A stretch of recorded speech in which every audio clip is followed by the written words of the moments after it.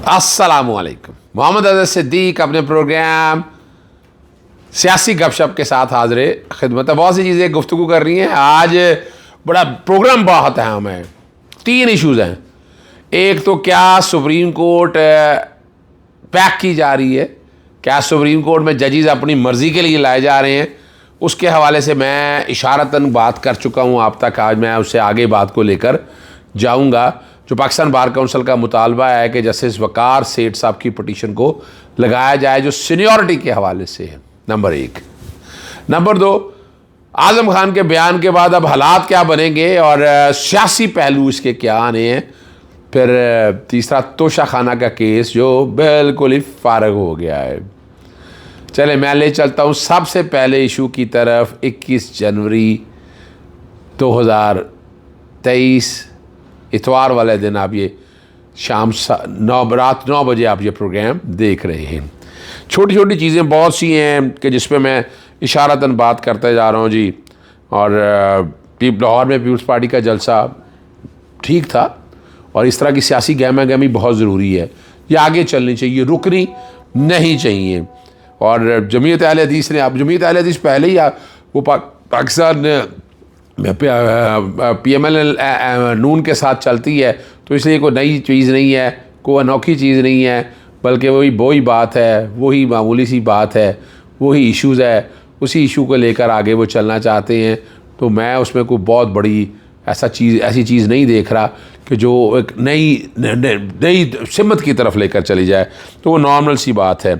Barrister Gauhar ने बड़ा अच्छा जलसा किया है पाकिस्तान तहरीक इंसाफ की तरफ से, बहुत बड़ी तादाद के अंदर। ये जलसे जुलूस आगे चलते रहने चाहिए और इसमें क्लैरिटी जो है मैं सुबह के प्रोग्राम में आपके सामने लाऊंगा कि ये जो कहा जा रहा है कि ये पार्लिमानी पार्टी क्या है, ये क्या हो रहा है और क्या जो उम्मीदवार लड़ रहे हैं ये इंडिपेंडेंट के तौर पर आएंगे, ये मैं पॉलिटिकल डायरीज़ में देखिएगा, जो कि टाइम कम होना है, वरना मैं बातें तो बहुत सी कर सकता हूँ। लेकिन मैं चाहूँगा कि मैं सबसे पहले पाकिस्तान बार काउंसिल की जो डिमांड है, 2 लोगों ने, वाइस चेयरमैन जो हैं हारून रशीद और जो चेयरमैन एग्जीक्यूटिव कमेटी हसन रज़ा पाशा, दोनों हमारे दोस्त भी हैं, लेकिन पाकिस्तान मुस्लिम लीग नून के करीब के लोगों में जाने जाते हैं। और यहाँ भी हमारे बाहर में भी बात आम है, यानी ऐसी कोई बात नहीं मैं करना चाहता कि जो और इस स्टेज के ऊपर होनी चाहिए। देखें, लेकिन मैं चूँकि बार काउंसिल में वकला मूवमेंट में बड़ा रोल रहा है इफ्तिखार चौधरी साहब के दौर में, तो इफ्तिखार चौधरी साहब के बहुत करीब हैं। इफ्तिखार चौधरी साहब के दौर में 2 बातें, 2 एजेंडे थे। एक तो जनरल परवेज़ मुशर्रफ को हटाना था, दूसरा जजेस अपनी मर्ज़ी के लिए लाने थे। और जजेस अपनी मर्ज़ी के लिए क्यों लाने थे, 2 बातें ज़हन में रख लीजिएगा। आर्टिकल 2A बहुत खटकता है, बहुत खटकता है इन्हें पाकिस्तान में, वो उसको हटाना है। ये हमारी मज़हबी जमातों को बाद में होश आएगी जब वक्त गुजर जाएगा, जब पानी सरों से गुजर जाएगा। और इसराइल को तस्लीम करने के हवाले से भी अगला लाएअमल होगा। मैं अभी उस पर खुल के बातें नहीं कर रहा, लेकिन सियासी तौर पर इसके रेप्रिकेशंस अपनी जगह पर मौजूद हैं।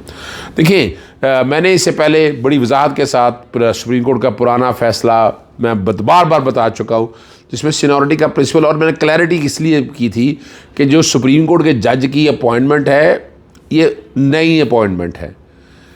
सीनियर मोस्ट जो है जजों में से चीफ जस्टिस तैनात होता है, सुप्रीम कोर्ट में आर्टिकल्स में लिखा हुआ है।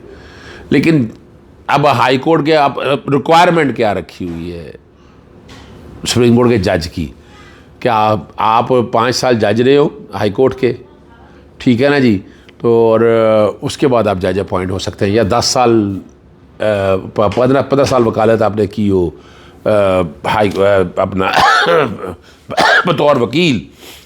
तो ये वो 2 रिक्वायरमेंट है ऐसी। यहाँ कहीं नहीं लिखा कि सीनियर मोस्ट जज ऑफ दिस। अगर इस प्रिंसिपल को इतलाक करना है तो हाई कोर्ट के जजेस पर क्यों नहीं? यानी हाई कोर्ट का जब सेशन जज जब आते हैं, कोई सीनियरिटी नहीं है, वो अभी पहले हाई कोर्ट वो सेशन जजेस में होते वहाँ, जब वहाँ पर नहीं है तो यहाँ कैसे आ गई है? तो ये कुछ 6 जजेस हैं जो आए हैं और जो कहा जा रहा है कि सीनियरिटी के प्रिंसिपल से हटकर आए हुए हैं। उनमें एक तो इस्तीफ़ा दे दिया जैसे मज़ार अली अकबर नकवी साहब ने, अब बाकी जजेस बैठे हैं वहाँ पर, जैसे ज़मीनुद्दीन बैठे हैं और जैसे शाहिद वहीद बैठे हैं, जस्टिस आयशा मलिक साहब बैठी हैं, जस्टिस अजहर हसन रिजवी बैठे हैं, जस्टिस मोहम्मद अली मज़हर बैठे हैं, यानी कि ये जजेस जो है ना इस वक्त जनाब जस्टिस काजी फाइसा के कैंप में या उनके बहुत करीब जाने जाते हैं, जस्टिस आयशा मलिक और जस्टिस शाहिद वहीद को छोड़कर। और लेकिन ये जो प्रिंसिपल आपके इतलाक़ करने जा रहे हैं ना, इस प्रिंसिपल का इतलाक़ पॉसिबल नहीं है। अगर करना भी है फ्यूचर वाले में तो हो जाएगा, लेकिन जो अपॉइंटमेंट पास में से गुजर चुकी हैं और ये अपनी मर्ज़ी से लगाना चाहेंगे। अब इसके लिए अगर कुछ करना पड़ेगा, फुल कोर्ट बैठाना पड़ेगा। अब जजेस अभी है नहीं, जजेस लाए जाएंगे। और हम ख्याल, अब मैं समझता हूँ कि यहाँ ये हम ख्याल वगैरह का कॉन्सेप्ट मैं पहले भी नहीं मानता था, मैं अब भी कहता हूँ इसमें से निकलना होगा। तो ये एक कोशिश, नोट कर लें मेरी एक बात, अगर ये जजेस निकाले गए और हम ख्याल लगाए गए तो फिर जो एजेंडा लॉयर्स मूवमेंट का वो पूरा होने जा रहा है। वैसे वो हुआ इसीलिए था कि उसको पूरा होना था। मैं media adviser coordinator supreme court बाहर रहा हूँ, मुझसे नहीं पता होगा और किसको पता होगा ये सारा जो कुछ भी हो रहा है, क्या हालात और वाक़यात है। अब चलते हैं आगे दो इशूज़ की तरफ। एक तो ख़ास तौर पर जो बयान है, सुप्रीम कोर्ट ने अपनी वो सेमाई रिपोर्ट जमा कर दी है, वो आप देख लीजिएगा। मैं उन गोरख धंधों में नहीं पढ़ना चाहता। बड़ा कुछ किया, बड़ा कुछ हुआ, लेकिन आम आदमी को इंसाफ नहीं मिला। बात आम इंसाफ की होगा, आम आदमी की होगी। वो बैकग्राउंड पे चल रही है कि आर्टिकल 19A के तहत उन्होंने कहा जी पहली दफ़ा दी है जी सितंबर से दिसंबर तक। हालांकि हर डाटा अवेलेबल होता था, साफ़ियों तक शेयर होता था, हमें अंदाज़ा था। और बताया जी 859 केस जो है ना वो निपटाए गए हैं। ज़ेर इल्तवा केस जो है ना 56,503 है। ये हमेशा डिटेल पहले आती रही है, ये इस तरह की शक्ल में ना, हमें हर एक को पता है इस बात का। और जो है ना 55,644 जो है ना वो रह गई है। अभी तादाद से आप अंदाज़ा लगा लें कि क्या पोजीशन है सारी। पहले मैं आपके सामने ले आता हूँ ख़ास तौर पर तोशाखाना रेफरेंस की। दुबई की एक ज्वेलरी की दुकान है, रेनबो इम्पैक्ट्स FZD। मालिक इसका हिंदुस्तानी शख्स है, पार्ट टाइम सेल्समैन है इसका इमरान मसीह, जो गुलिस्तान जौहर कराची का रहने वाला है।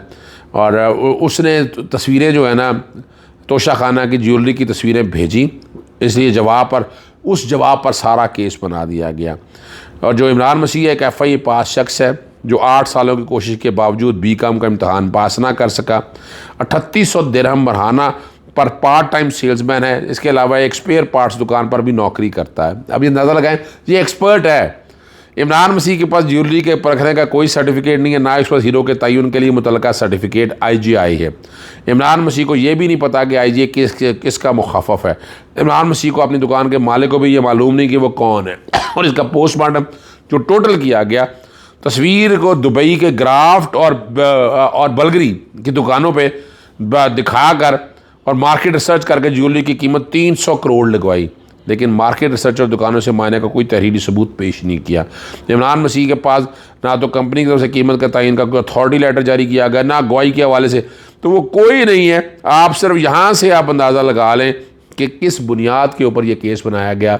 ये जो जितने भी ये ड्रामेबाजी है ना, ये अब नहीं चल सकेंगी, ये नीचे गिरने वाली हैं।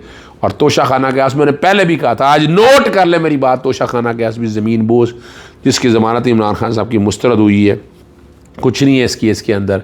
आखिर में वो बात आनी है आज़म खान के बयान के हवाले से। आज़म खान के 164 बयान की कोई हैसियत नहीं है।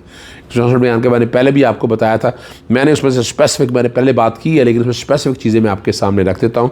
164 के बयान की कोई हैसियत नहीं है।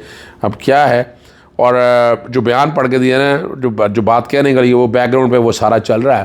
और सिर्फ़ और सिर्फ बात कहाँ तक आ गई है, बात सिर्फ आ गई है चोरी की, या जो वापस नहीं दिया, कॉपी वापस नहीं की। इसके अलावा बाहर कागज़ लहराया था, ये बात भी वजाहत होगा। तो बाहर क्या लहराया था? कागज़। भाई साइफर तो था नहीं, ये तो मुझे भी पता है इस बात का। इस हवाले से भाई वो साइफर तो जब तक इन्होंने लीक ही नहीं किया, जब तक कॉन्फिडेंशियलिटी क्लास जो है ना, जो जब तक